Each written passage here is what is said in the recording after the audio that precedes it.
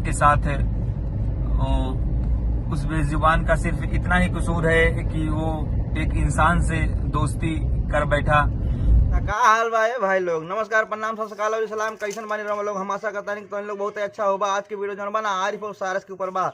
Live आके आरिफ भाई अपना सारस के बारे में कैसे कहता है कि हमारा साथ में कैसे कैसे सारा बितले आओ वीडियो में दिखाओ तानी। लेकिन भाई वीडियो देखने से पहले हम एक आपके चैनल को सब्सक्राइब करी, वीडियो को लाइक करी और शेयर जरूर करम। और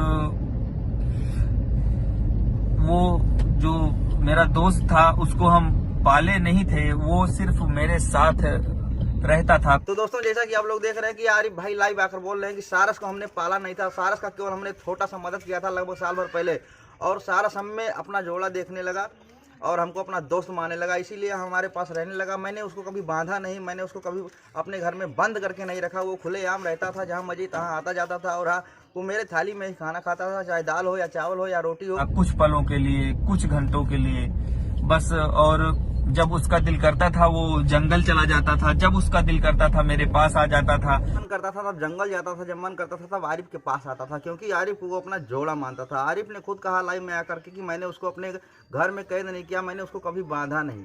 वो मेरा दोस्त है और दोस्ती के लिए मेरे पास रहता था। अगर वन विभाग वालों को मेरा दोस्ती अच्छा नहीं लगा, उनको रहा नहीं क्या देख करके, ना हमने उसे कभी बंधक बनाया था और ना ही कभी उसे बांध के रखा हुआ था, ना कभी उसको आने जाने के लिए कहीं मना करते थे हम।